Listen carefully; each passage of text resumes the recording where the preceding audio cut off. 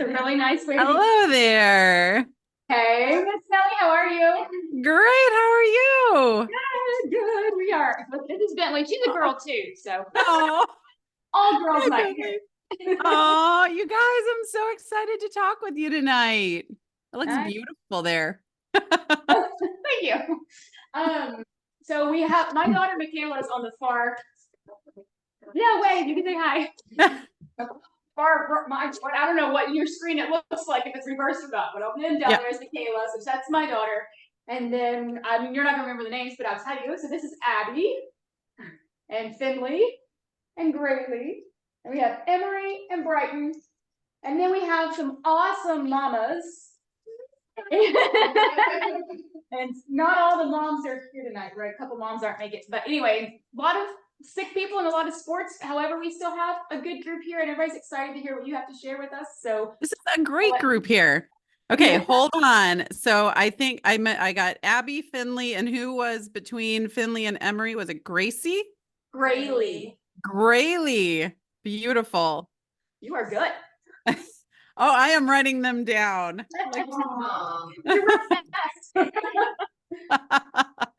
Oh, okay, you guys. Well, do you want me to just get started? Yeah, you go for it.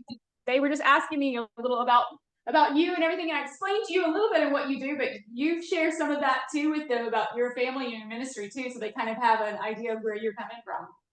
Awesome. Let me just set up my screen so I have all of my stuff here. You guys, this is the I spoke at church this week and I gave a message all about worship and Palm Sunday. And then I spoke on, I'm a writer for Focus on the Family too. So I wrote a whole piece for that and then this. And so earlier today, I was like, wait a second, what topic am I on? So if I fumble, just please have grace with me. That's all I got to say. So yes, my name is Nellie Harden. I live in coastal North Carolina. I'm about an hour north of Myrtle Beach, right on the water. We love it here. I'm from Michigan, actually, and my husband's from Indiana, but we randomly found this place for spring break, our sophomore year of college, when we were just dating, obviously. And we came with a group, and then we came back again 17 times and finally moved here in 2015. So yeah, that's a little story about how we kind of randomly. Let me make you guys a little bit bigger so I can see your beautiful faces of how we got here. So I have 4 daughters, and so my daughters are my oldest just came home about an hour ago for spring break, and they are 18, 16, 16, and 14. So I have all the gamut of teenage everything in my house. So they're in 8th grade, 10th grade, and freshmen in college. So yeah, I was a young woman. To give you a little bit of background on me, I was a young woman. I graduated early and I left home to go off to college, and I was only 17. I didn't turn 18 until I was in college.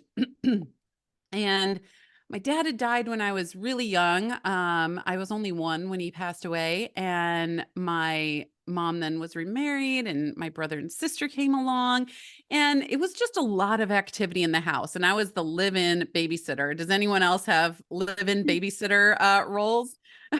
Yeah. Yep. So that was me for sure. And I loved it. And, my brother and sister are 9 and 11 years younger than me. And so, but that all being said, it was just very busy. And I did not grow up in a Christian home. My husband did not grow up in a Christian home. We came to the Lord in our 30s, actually, and that is a beautiful story. And if I have time at the end, maybe I can share a little bit with you. But we came, and it happened at the same time, which was just beautiful. But anyway, I digress. But anyway, I went off to college, and I really was not prepared to be out in the world because I had not been set up for success. And I say that with all the love from my mom, and she did the best she could with what she had. And, she also didn't, grow up in a household that would have provided those structures for her. And then she was widowed so young. My dad was in a car accident. And so, there was a lot going on. But all that being said, without the internal structures of worth and esteem and confidence. Nellie, hold on just a sec. Yeah. I hit the wrong button. I'm so sorry. No, you're fine. Okay, talk and let's see if we can hear you. Can you hear me now? I can. Sorry, I did not mean to do whatever I just did. Okay, you were raised at home and there was a lot. You were not for sure, but there was a lot going on. That's the last word. A lot going on. And so I didn't have these internal structures of worth, esteem, and confidence. And I didn't even know, my mom did the best she could with what she had. And then when we are releasing young women out into the world, like I was released out into the world because I got that, that past that I was old enough, right? But I wasn't mature enough. I was not emotionally ready enough. I didn't know that back then, though. I started looking for my worth in every place that I could find it, whether that be academics or achievements or relationships with friends, boys, etc. And it led down some really dark paths that have then taken decades to heal from after just, being out of the house for 2 months. All of these things happened in the first 2 months I was out of the house. And, fast forward, I'm married and I have 4 daughters in 4 years after going through infertility, for a while too. So pendulum swung the other way. And now I'm looking at these 4 young women that I'm like, oh my goodness, like I need to build this in them. And we also had a scare. We almost lost my husband when my kids were 4, 2, 2, and newborn. And so I was like, oh, I'm going to relive this story that my mom did, but I'm going to rewrite it. But my husband is still here today. He has a heart condition, but it's fine. And all that being said, I've been on the experiential side of not having this built. And I've also been on the experiential side of being a parent centered in Christ, building this in my kids as well. And then, of course, all the work that we've done with them and heard from them. And we have a very open, communication relationship. So they've been able to speak and talk about how this has been built in their lives too. So that's a little bit of background on me. And where I come from, my background is in biology and psychology. I actually used to work with marine mammals and animals out in the wild. And then I switched over to veterinary, and I then said, peace out to all crazy animal work in 2007 when I got pregnant with twins, because there just was not enough capacity for myself, pregnant with twins, a 2-year-old, and working with, crazy animals all day, but I adore and love my time I had with them with the animal sector of my life. But then I was called into the much more messy human side very shortly after, and have been doing this for the last 12 years now. And that is working with families and positive disciplines, and especially with families that are raising young women and building this foundation of worth, esteem, and confidence. So that's a little bit of an introduction from me there, but what I want to talk to you guys about tonight is where you go and how you get there. Now, each one of you here, and I'm talking to everybody in the room, parents and daughters in the room, you're all on your own individual journeys with Christ. And, the world tells you to do it all on your own, right? And the church can tell you, just let Jesus take the wheel. And this gets really confusing a lot of times. But the truth is that it really is somewhere in between. You can't do it all on your own. And you can't just let Jesus take the wheel, because life is a full contact sport, right? And you can't just sit back and, file your nails in the back seat while, Jesus is taking the wheel, and not be an active participant in your life either, because life is all about your choices. And it's your mind, it's your body, it's your soul, it's your spirit, and you can't be a bystander of it. Not even if you're a non-Christian, honestly. And you certainly not if you strive for that, well done, my good and faithful servant, at the end of this crazy ride. And that's from Matthew 25:23. So It doesn't work that way, and it does take action on your part. And the fact is that you have to first lead something before you can even give someone else leadership of it, right? That's whatever you're leading. I'm sorry, if there's something to be led, you have to lead it before you can give somebody else, such as if you're invited, let's say any of you right now, if you invited somebody into your house, adult, child, whatever, into your house and just looked at your parents and said, hey, mom and dad, they own the house now. And you'd be like, no, that is definitely not true because it wasn't yours to give away. You were not leading it to give away. Now, let's put it a little bit more in, your shoes that you have and say if you're in a car with a friend and you're sitting in the back seat with someone else driving and you say, "Oh, the driver's going to be replaced now with so and so." No, you can't do that because you're not the one driving. You have to be the one in the driver's seat, the one leading in order to make that switch. Does that make sense, guys? Yeah, awesome. Okay, so in order to let Jesus be the savior of our lives, we have to own it first and then choose to give our hearts and lives over to Christ as our savior. Die to self and choose Christ every day, like Luke 9:23. So that is our free will piece. Jesus doesn't force us to follow him or demand love and respect and obedience. He humbly asks for it, and it's our choice. Our life is our choice. So hear me here, though. Jesus will take our mess completely. He took my mess. He will take anybody's terrible, huge, big, messiest of messes, every bit of it. Leading yourself will not always look pretty. It could not look pretty. I promise you, in your life, leading yourself will absolutely not look pretty sometimes. But you have to own your mess first. And you can even ask him to reveal your mess to you, and watch out because he definitely will. You can ask him to reveal your mess to you, and then you can own it and lay it at his feet when you choose him.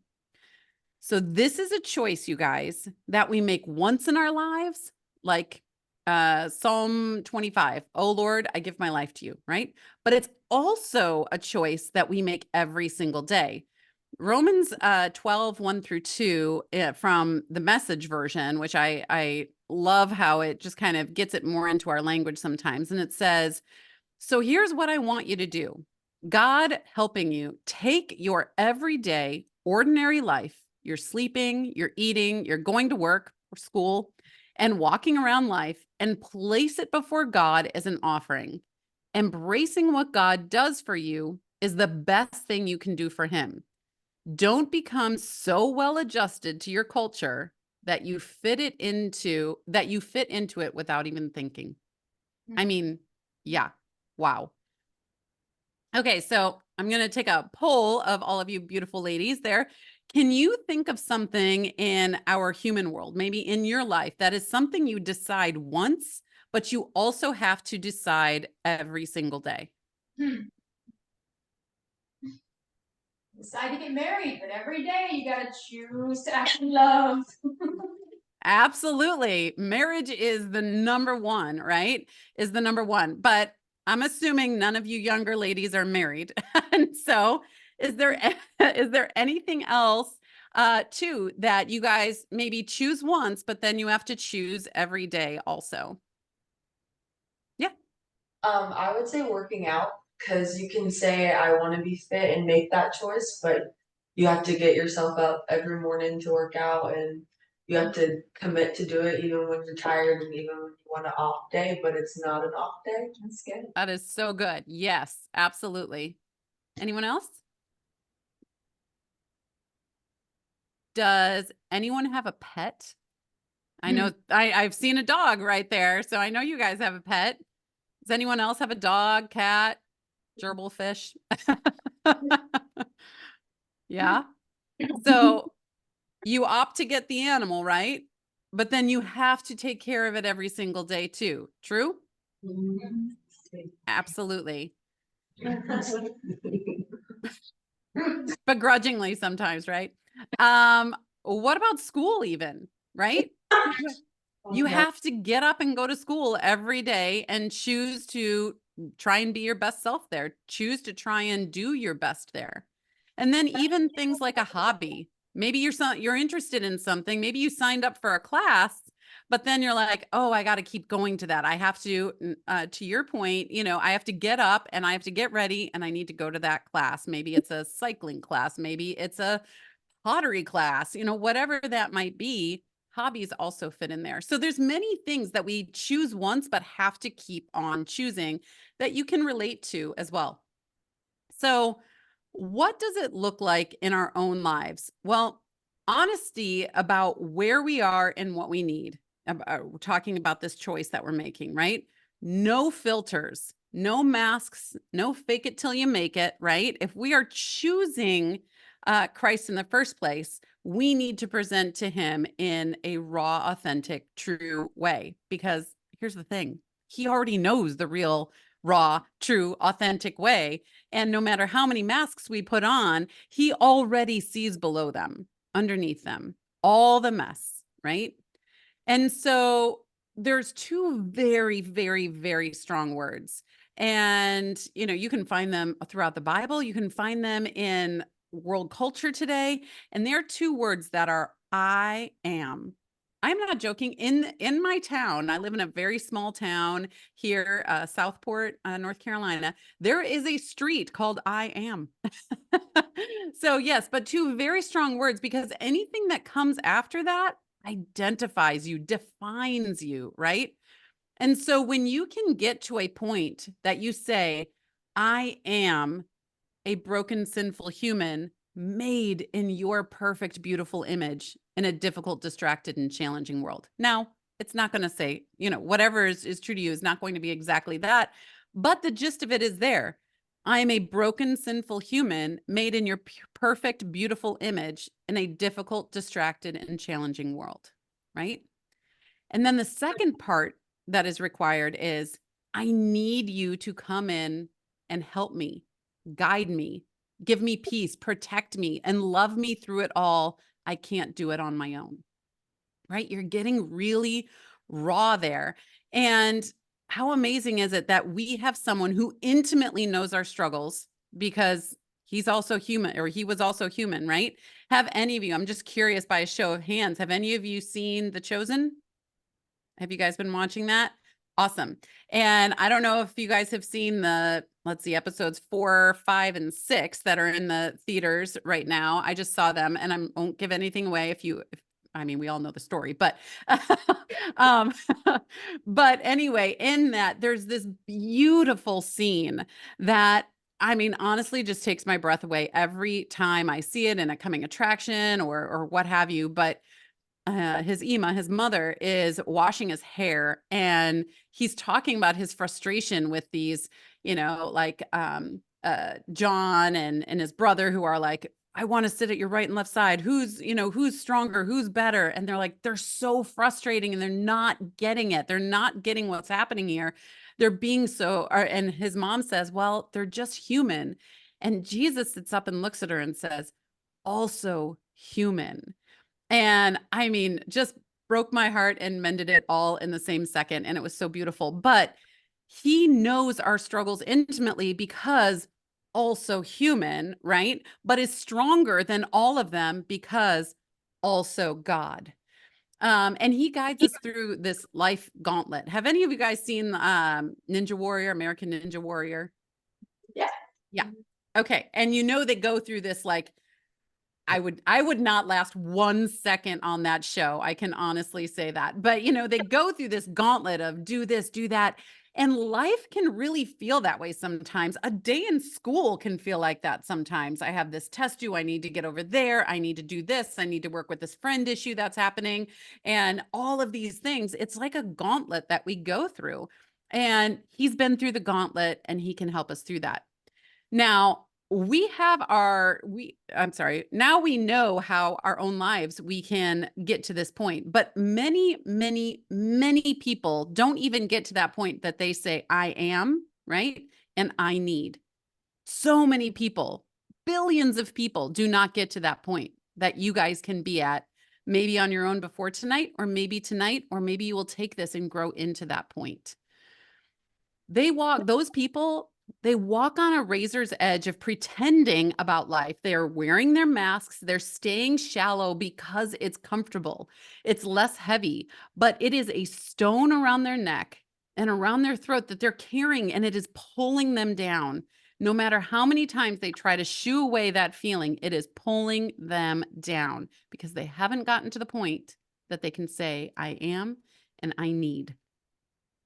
So I want to walk you guys through the process of choosing Christ once and every day, because even if you have chosen Christ to be your Lord and Savior, there's still that everyday piece. And all of you in that room have many every days ahead of you. So first of all, you need to know he is there and hear his voice.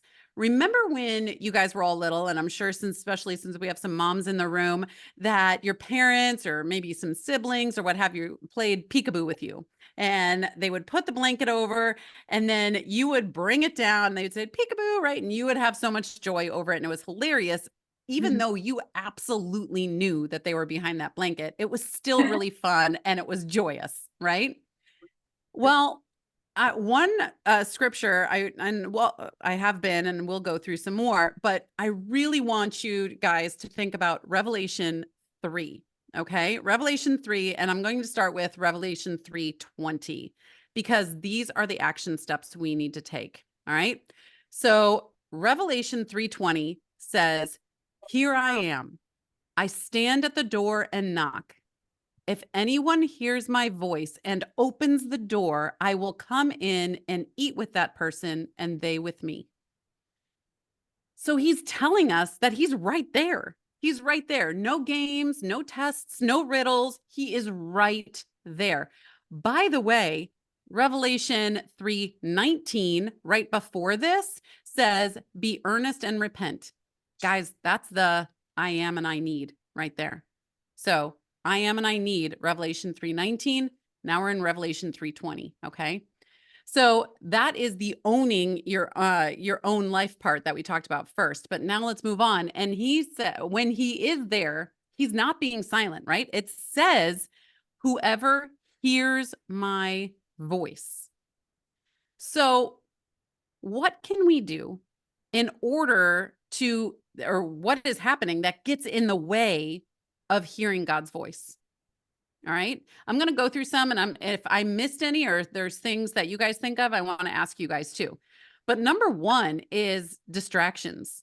Distractions. We live in a very distracted world.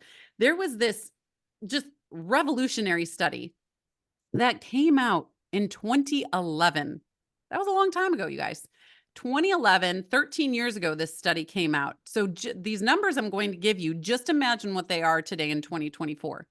But in 2011, a study came out that showed that everyone, each person, especially living in in first world countries, that we are bombarded by the equivalent of 174 full newspapers of data every day. Now, we get the newspaper delivered to my house every Thursday from our little town. You know, people we know are always in the newspaper. We're in the newspaper, several times. And I love a small town newspaper, but even our small town newspaper, you lay that down in front of my kids. They're like, I don't want to read the whole newspaper. Right.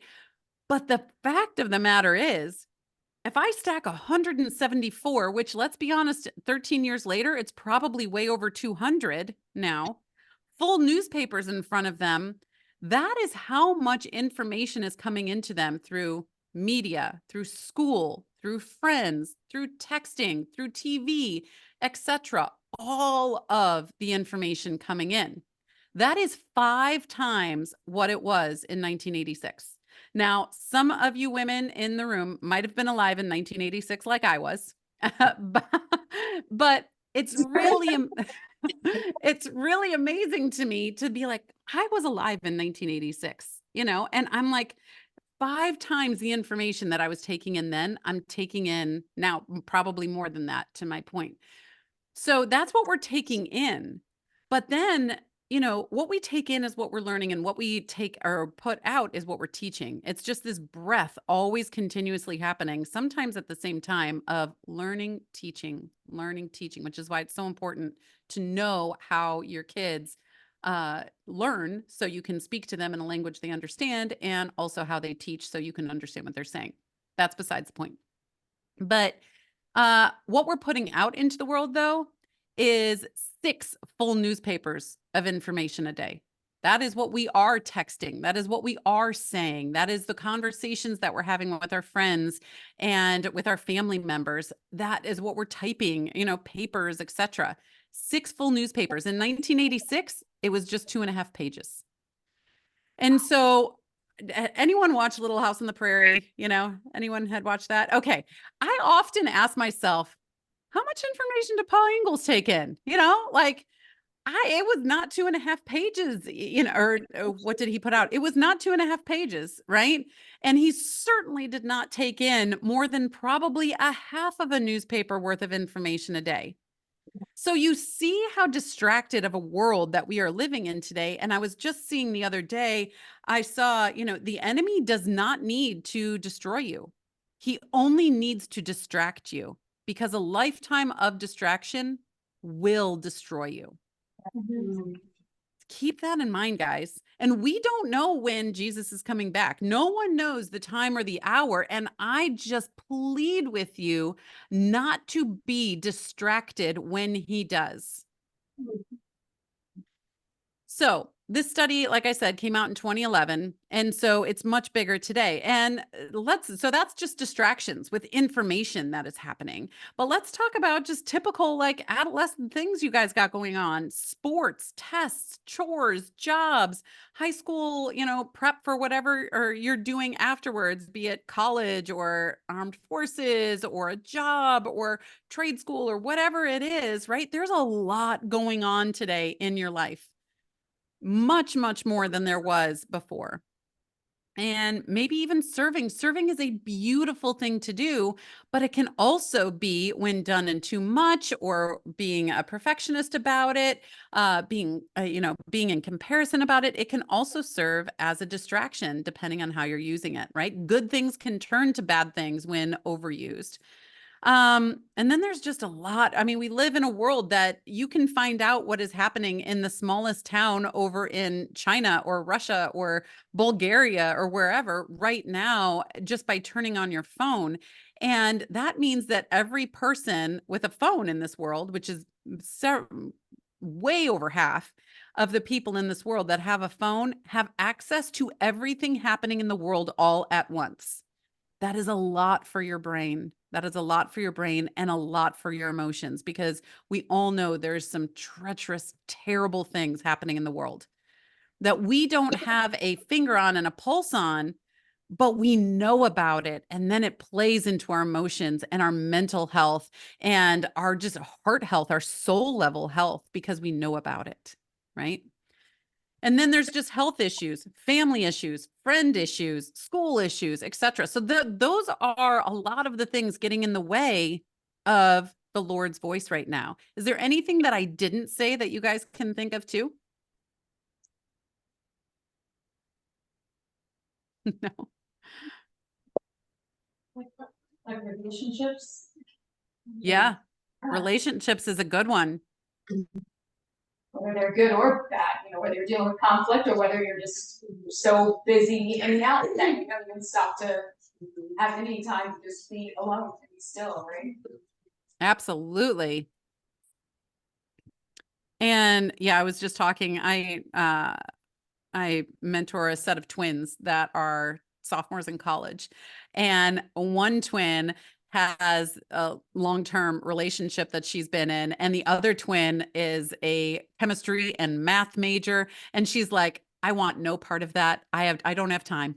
She's like, I have no time. To your point, it takes a lot of time. We're actually going to get into that in just a few minutes. So okay, so what can you do in order to still that noise so you can actually hear God? Number one thing I think is so effective is journaling. right? And you can use guided journals at first if you want, if just opening up a blank journal is a little too intimidating for you and like, I don't know what to say, I don't know what to do. Use a guided one that asks you questions to sort through your day. And those are fantastic. You can find them everywhere and anywhere. Another thing is to schedule your day, because we get so overwhelmed and, you look at a mental, well, you don't look, you have a mental list of all the things that you need to do today. And you're like, that's so many, I'm just going to shut down. Right. Or that's so many, I'm going to be frantic and I'm not going to enjoy my journey through any of them because it's just too hard. It's too much. So schedule out your day and get out of hustle culture. I promise you it is doable. With my clients and my program, I have a time system in there because you can step out of hustle culture. Listen to white noise when you are trying to stay focused. I just go to YouTube and I put on airplane noise, and I have, well, not these, I have my work headphones, and I sit there and it's just not silent, but it's just a continuous noise because our brains are so distracted. And if there's something happening over here, it's so much better for focusing if we have one continuous noise. Do not multitask, you guys. I know that the world says I could do this, and you're like the one-man band and you're doing all these things at once. Your brain actually does not function with multitasking. It's like a computer. It does one thing at a time on the conscious level. And then if you're trying to do two things, it's switching back and forth. And that creates a lot of fatigue and is actually linked to Alzheimer's and dementia, which nobody wants. So do not multitask. Set aside time, do that one thing, check it off, do the next thing. Okay. Have quiet time with the Lord every day. Even if it's just 5 minutes, preferably longer, but even just if it's 5 minutes, have quiet time with the Lord every day. Meditate to quiet the mind. You can meditate in prayer. Go somewhere quiet, maybe put some noise on again to drown out the distractions and just breathe. How many people took a deep breath when I said breathe? Yep. I know I get somebody. And so, yeah. So just breathe, deep breaths in and out for like 15, 20 minutes if you can, right? Breathing is something you can multitask. You can breathe when you're doing anything. Thank goodness, right? Go out in nature, put down the phone, have disciplined boundaries with your time and your media and your games, etc., and create. This is a big one, guys. Create a welcoming environment for you to hear his voice. What you put in your body, what you put on your body, what you listen to, what you watch, and what and who you surround yourself with is very important. Think about like Revelation 3:20. Think about that room you're sitting in. I just always think about this wooden like room. I mentioned little house. That's what I think of, like that little middle room of, little house. You're sitting there and you're at the table and there's all these things going on. You're trying to hear his voice, but there's so many distractions. You're doing what you can, but think about what a room, a good environment to set up for success, a welcoming environment for you to hear his voice would look like. It's not going to look like a rave. It's not going to look like a metal concert. It's not going to look like Taylor Swift blasting in the background, right? I went to the Taylor Swift concert this summer too. Like I have Swiftie kids, but that's not the most welcoming environment for the Lord. So think about what a welcoming environment for you to be able to hear him would look like. Okay, so that's the first thing. You need to quiet everything so you can actually hear him calling you. Number 2, you need to get up and go to the door. You need to get up. So you heard him, now you're getting up. And this is the moment, you guys. This is the decision moment. This is the Braveheart moment. This is the rise from the ashes. Every superhero movie has one moment. You get up and go to the door. And Mark 5:41 is the story about when Jesus goes and he raises the little girl from the dead. Everyone know that story. It was in The Chosen too, if you guys have seen that, but it's in Mark 5:41. But what he says to this girl right there is he says, Talita cum, right? If you want to write it down, it looks like Talitha. It's Talitha Koum, 2 words, but it's pronounced Talita Kum. And it means, little girl, I say to you, arise. You guys, I don't care if you are 14, 12, 45, or 98 and a half. You are a little girl child of Christ. You're a little girl child of God. And he says that to each and every single one of us. Talita Kum, little girl, I say to you, arise. Teddy Roosevelt, who was a devout Christian, he made a speech that I want to read to you guys, and it's not too long at all. Have any of you, especially the moms in the group, heard of Brene Brown? Oh yeah. Yeah.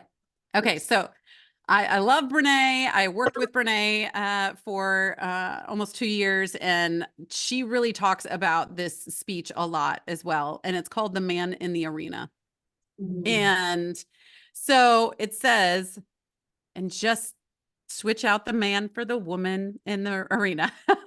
So it is not the critic who counts. It's not the man who points out how the strong man stumbles or where the doer of deeds could have done them better. The credit belongs to the man who is actually in the arena. That's each one of you in your own life. You're in your life arena. Whose face is marred by dust and sweat and blood, who strives valiantly, who errs, who comes short again and again, who spends himself in a worthy cause, who at the best knows in the end the triumph of high achievement, and who at the worst, if he fails, at least fails while daring greatly. So that his place shall never be with those cold and timid souls, the ones up in the stands that are just looking at you and judging you and snarling you, right? It will never be with those cold and timid souls who neither know victory or defeat. Teddy Roosevelt. Now, again, in Revelation 3:15-16, it talks about, and you guys have heard this before, but might not have known where it was. It talks about not being a cold or hot Christian, but being lukewarm. That's also in Revelation 3. It's 15 and 16. That is the person, if you're cold or lukewarm, right? You're not driving your life. You're laying it down. You're laying it down for Christ, but you're letting the world and emotions and fleeting wants and trends be the driver. Like I said at the beginning, it is not a well-lived life, and certainly not one laid down for Christ if you are cold and not even lukewarm, right? So what I want you guys to hear is that you're being called. You're being called into a close and personal one-on-one relationship with the creator of everything. He knit you together to be just who you are, and his breath is in your lungs every single day, every single moment. And you're about to meet him when you get up and go to the door. Talita Kum. And every step between you and the door, may it be 2 or 2,000, is intentional, and you are purposely moving toward a home and a peace and a promise unlike the world can ever offer. It is only from him, and only he can offer it, you guys. The enemy will try to seduce you with power and prestige, right? Flesh desires, just like the enemy did that to Christ when he was in the desert for 40 days, right? But you have to have the discernment and discipline to recognize these games that the enemy plays, the games he plays with your life. Every step toward that door leaves some of the world leaves some of the world behind, and it gains some of that heavenly promise that we are given. Okay, so guys, we have heard, or we've quieted the world. We have heard him calling. We have gotten up, Talita Kum. We have walked to the door. Our hand is on the handle. You have arrived. You put it there, and only your side has one. I lost my place for a second. Only your side has a handle. Now, it isn't biblical, but it literally says only your side has a handle, but it does say biblically that we need to open the door. right? There was a painting that was done in about 1854 called The Light of the World. And it's a very famous painting, and it's Jesus knocking at a door. There is no handle on his side. He's just knocking, and he's waiting for the person inside to answer. You are ready. He is waiting. Open the door to every beautiful possibility you could ever imagine and go meet him and be with him. James 4:8 says, draw near to God and he will draw near to you. You open the door, he comes in. All right. And then number 4 is to be in relationship with him. And this goes back to what we were talking a little bit about relationships too before. He comes in and eats with you. And like, that's a little weird, right? Like, why would he sit down and eat with me? Why are they saying that? Well, why eating? Do you eat if you're in an interview? Like, if you go to have an interview for a new job, are you sitting down eating typically? No. And if you are going to go and be on trial, are you typically eating when you're there? No. I was just in court last week for a case that we had to work on. We were subpoenaed for, and no one was eating in that courtroom. I promise you that. You eat when you're in relationship with others. It's an intimate companionship you do with friends, you do with guides, you do with mentors, you do with comforters, right? You do with peacemakers. So I listened to this though, and I'm like, what would you be like? What would I eat? I don't know. And for me, it's like mac and cheese all day. Anyone else love mac and cheese? Oh my goodness. Mac and cheese, really. I'm telling you, when I am up in those heavenly realms, I am going to be at a mac and cheese bar all day, 24/7. So good. All things cheese. Okay, so what does a relationship look like and what do you need to invest in it? And we alluded to some of that earlier. Time is one of the biggest ones, right? And you also need to make them a priority. Any of you in the room have really good friends. You need to make that person a priority in order to maintain that friendship, right? You need to be real and honest with them. You can't just be fake, right?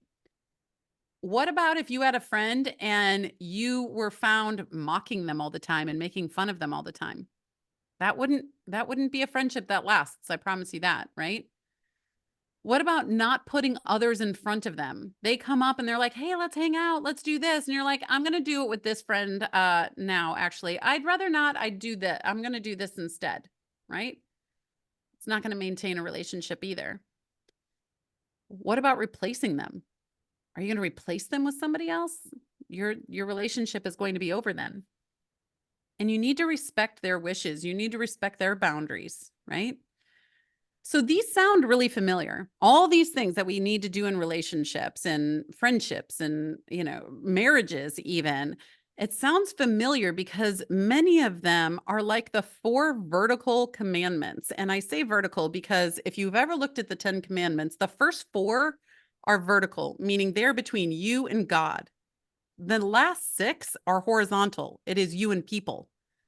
So those first 4 commandments, vertical commandments, it has to do, right? You shall not have any other God but me. You shall not make idols to replace me, right? Don't take the Lord's name in vain, and remember the Sabbath and keep it holy. So each of one of you are a child of God, each called by your name intimately and personally to own your mess, quiet the world, hear his call, rise up, go to the door, open it, and be in relationship with him. This is a once and daily act, you guys, once and daily. And it will equip you, when you do this, it will equip you for everything that life demands of you and will present you with your small and great unique purposes for your human chapter of existence. This is just a chapter. And frankly, it's a small chapter. I have a saying that I wrote in my Bible a really long time ago. And well, I say really long time ago, but first time I went to church was in 2010, Christmas Eve, 2010. So maybe about 10 years ago. And it says, believe in, be in, Be the light, follow the way. And it's another way to say these steps, right? Believe in it and then immerse yourself and just be, completely overcome by the light. Be in it. And then you are the light, right? The Holy Spirit comes in and you are the light for other people. And you're spreading the message, you're doing all the things, and you're following the way. The early church was called the way. So that's what we're doing. And this choice to follow Christ happens once and for all, and also every single day with your lungs full of his breath, your feet and hands ready to be his, and your spirit on fire for his will, because you are the church. We are the church. Me and everyone in that room, we are the church, right? And everybody out there. Your worth, your esteem, if you guys don't know, because it's like one of those buzzwords, like, oh, pardon me, phone alarm. But esteem is your value and appreciation and trust of self. Okay. So your worthiness, your esteem, your confidence, which is your belief in yourself, is built from the inside out. And it starts with knowing Christ. And in order to do that, you need to hear him, get up, go to the door, and open it every day. Okay, guys. And that's all I got. Thank you so much. Absolutely. If you guys have any questions, I would be happy to open it up for any discussion or Q&As too. You guys have any questions or thoughts or anything she said that you didn't catch? So good. Really good. I love that choosing once and then choosing daily. Yeah. I feel like that's gonna, it's like, of course, but never really thought of it like that. And I think it's an awesome way, because I've accepted Christ, but if every day I don't choose to work on that relationship, to plug into that relationship, then we're never gonna grow. We're not gonna live it out every day and experience what it's really all about. So Yeah. And it's the days we don't choose or we're distracted or we get it that the days just kind of fall apart on us. Right. And we're like, oh yeah, I need to choose that. And that's why quiet time in the morning, especially, can set you up for that kind of success to, be in gratitude and then say, talk to the Lord and say what you're looking for and needing in that day. I like what you said about guided journals. Do you have any particular ones or that you recommend, especially for this age group, for the teenage group? You know what? I have 4 daughters, like I said, and each one of them for Christmas, we got them a different one based on them. So just look at it as a parent in the group or listening to this.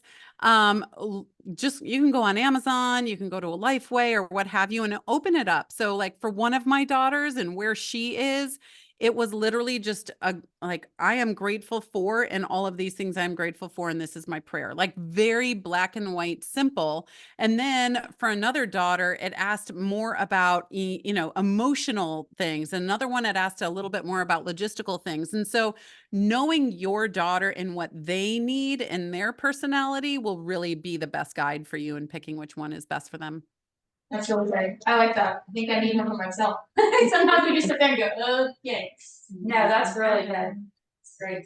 Anything else? Any other thoughts, questions, comments? Nellie, thank you so much. I really appreciate it. Thank you. Absolutely. You guys have a great night. You too. Thank you. All right. This is recorded, so we'll be able to send it to the people who weren't here. So. Oh, great. Yeah, Thank that's you so awesome. much. If you could send it to me too, I would love it. Absolutely. I sure All right. will. Thanks. Okay. Have a great night. Thank you. You too. Bye-bye.